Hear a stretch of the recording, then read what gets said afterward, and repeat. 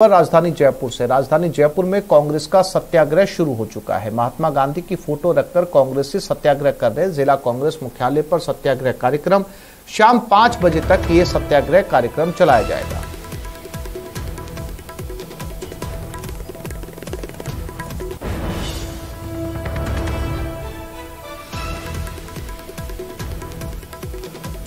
तो ये पीसीसी दफ्तर के बाहर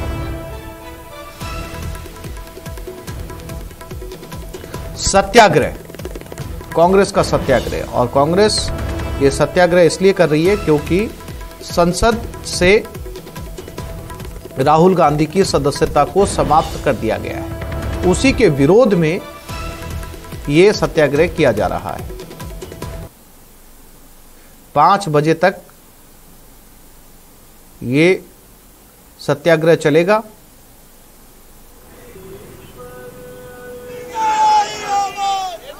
पीसीसी चीफ गोविंद सिंह डोटासरा यहां पर मौजूद हैं।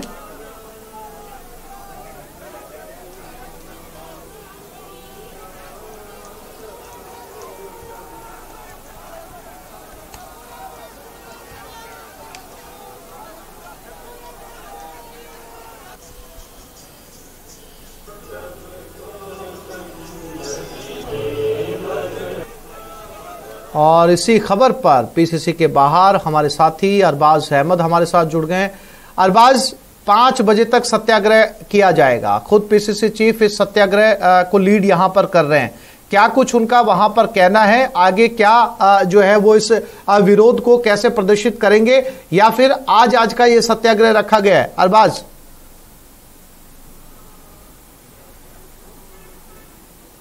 राहुल गांधी के खिलाफ जो एक्शन लोकसभा में किया गया है, उस पूरी घटनाक्रम को लेकर के पूरी कांग्रेस राजधानी जयपुर में एकजुट होकर के बड़ा विरोध प्रदर्शन कर रही है। आप देख सकते हैं कि यहाँ पर जो सभी जिम्मेदार हैं, पीसीसी चीफ जो है गोविंद सिंह डोटासरा के नेतृत्व में पहुंचे हुए, और सभी लोग आकर के यहाँ पर बाकायदा अलग अलग जो है विरोध के बाद जो है यहाँ पर रख रहे हैं। जो पीसीसी चीफ इनसे बातचीत करने की कोशिश करते हैं। किस तरह से सर एक बड़ा विरोध प्रदर्शन आपने रखा है, क्या मांग रख रहे हैं, क्या कार्यक्रम रहेगा? आज 10 से 5 बजे तक का है, आगामी रणनीति क्या रहेगी? मांग कुछ नहीं है। जो केंद्र की मोदी सरकार की जो हिटलरशाही है, जो तानाशाही है, लोकतंत्र की हत्या कर रहे हैं, भ्रष्टाचार को छुपाने का पाप कर रहे हैं, उनके खिलाफ सत्याग्रह कर रहे हैं। और इसके बाद में हम लोग संभाग स्तर के ऊपर कार्यकर्ताओं के बीच में जाएंगे, जनता के बीच में जाएंगे, जिला स्तर के ऊपर, ब्लॉक स्तर के ऊपर, तमाम वार्ड, मोहल्ले, बूथ, सब जगह इनके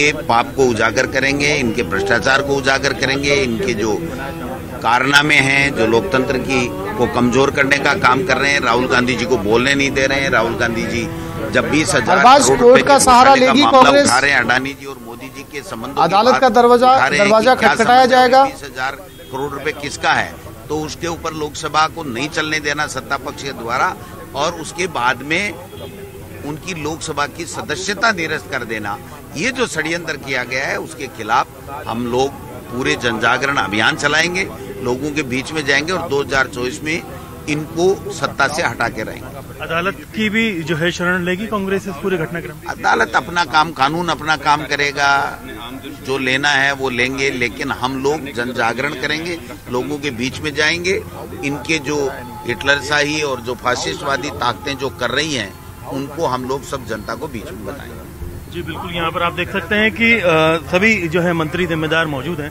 तो किस तरह से आप लोग ले रहे हैं, यहाँ पहुंचे हैं, तो सत्याग्रह से बात बनेगी? इंदिरा गांधी के साथ भी ऐसा ही वाकया हुआ था। जिस तरीका से भारत के संविधान को कहीं न कहीं खत्म करने का प्रयास किया जा रहा है और भारतीय जनता पार्टी बौखलाई हुई है, जिस तरीका से अडानी वाला मामला और तमाम घोटाले हमारे माननीय नेता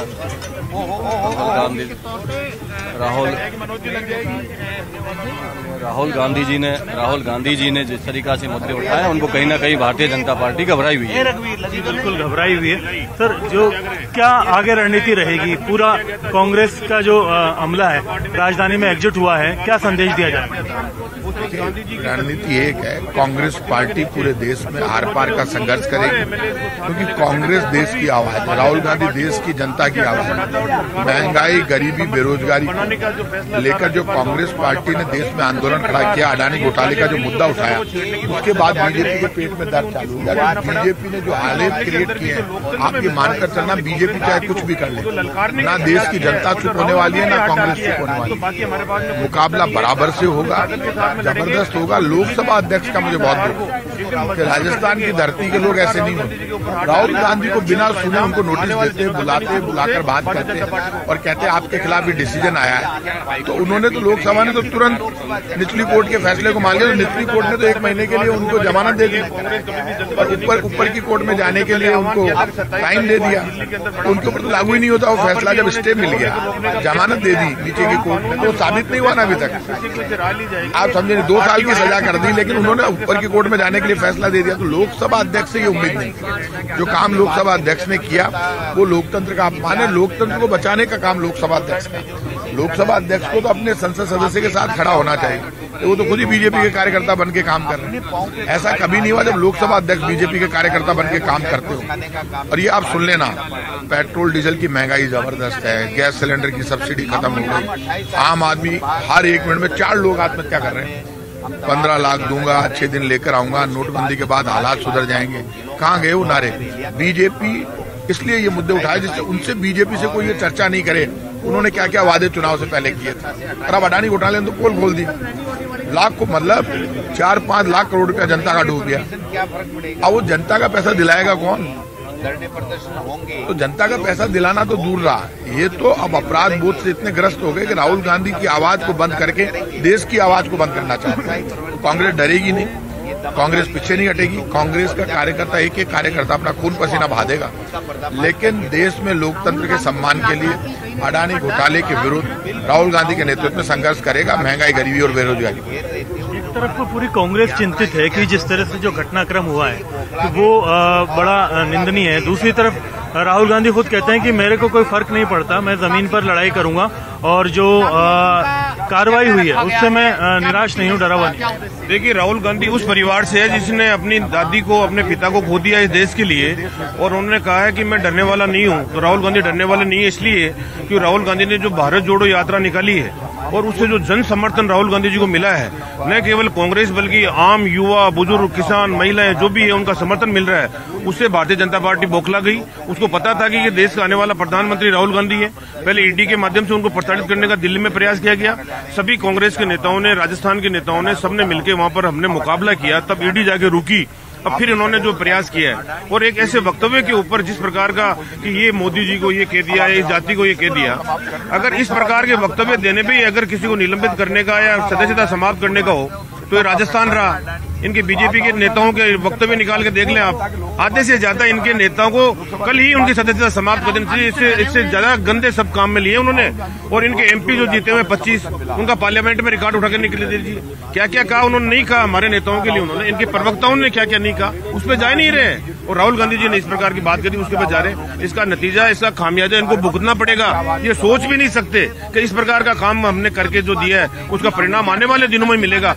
अब सड़कों पर लोगों को आह्वान नहीं करना आने के लिए लोग अपने आप निकलने लगे। गांव ढाणी के अंदर बैठा हुआ व्यक्ति उस गांधी परिवार के, राहुल गांधी की सदस्यता समाप्त करने का जो फैसला लिया है उससे जो है उसका रिजल्ट आने वाला है। और आने वाले टाइम के अंदर हम लोग सत्याग्रह में विश्वास रखते हैं। और आज जो सत्याग्रह करा, सत्याग्रह कब किया जाता है? सत्याग्रह करने के बाद में किया जाता है सामने वाली पार्टी को, सामने वाले नेताओं को सद्बुद्धि मिले, इसलिए सत्याग्रह किया जाता है। महात्मा गांधी का सत्याग्रह कर्नाटक में कांग्रेस की सरकार गिराने का प्रयास किया था, कांग्रेस की जदयू की सरकार का, उस वक्त भी राहुल गांधी, अशोक गहलोत जी के नेतृत्व के अंदर कर्नाटक के अंदर भी सत्याग्रह किया था, हमें सफलता मिली थी। और यहाँ पर भी हम सत्याग्रह करें, आंदोलन करेंगे, ब्लॉक पे करेंगे, जिले पे करेंगे, जहाँ पर भी सड़कें रोकनी होगी, जेलें भरनी होगी, जितना हो सका हम करने की पूरा प्रयास करेंगे और निश्चित रूप से हमें कामयाबी मिलेगी। बिल्कुल, आप देखिए कि यहाँ पर मंत्री महेश जोशी जी भी पहुंच चुके हैं, जिनसे बातचीत करने की कोशिश करते हैं। सर, आप पहुंचे हैं सत्याग्रह में, एक अपॉर्चुनिटी की तरह कांग्रेस एक तरह से देख रही है कि पूरे राजस्थान में आप लोग जिला लेवल पे कर रहे हैं प्रोग्राम, क्या संदेश देने की कोशिश? कांग्रेस सच पे चलने वाली पार्टी, कांग्रेस सत्याग्रह करने वाली पार्टी है। जब जब भी देश में जनता की आवाज को दबाने की कोशिश होगी, जब जब देश में लोगों की आजादी को खतरे में डालने की बात होगी, जब जब लोकतंत्र को कमजोर करने के षड्यंत्र होंगे, तब तक कांग्रेस उसका विरोध करेगी, हर तरीके से विरोध करेगी। और कांग्रेस का जो विरोध करने का सबसे सशक्त तरीका है वो सत्याग्रह है। देश को आजाद कराया सत्याग्रह के दम पे कांग्रेस ने। और अब जो देश के लोकतंत्र के सामने जो खतरे हैं, जो लोगों के जो मानव अधिकार हैं, जो अधिकार संवैधानिक अधिकार हैं, उनको जिस तरीके से कुचला जाने की कोशिश की जा रही है, कांग्रेस इसका विरोध करती है। कांग्रेस सच के मार्ग पर चलती रहेगी। जैसा आपने कहा, इस मौके के रूप में हो या बिना मौके के रूप में, जहां भी सच को दबाया जाएगा वहां कांग्रेस सत्याग्रह करेगी। मैं राहुल जी की बात करूं, कोर्ट ने एक कोर्ट ने सजा सुनाई, 1 महीने तक उन्होंने राहुल जी को अपील करने का टाइम दिया, उससे पहले कार्रवाई कर देना। ये कौन से सिस्टम में है? तो ये जो उन्होंने गलत किया है, षड्यंत्र के तहत ये प्रयास किया है कि राहुल जी जो कुछ सदन में बोलना चाहते हैं, सदन में बोलने से, संसद में बोलने से राहुल जी को रोकने के लिए साजिश है। राहुल जी बहुत सारी बातें कहते हैं, बहुत सारी सच्चाइयां राहुल जी ने पहले ही बताई हैं, अब भी बताने की राहुल जी की कोशिश थी।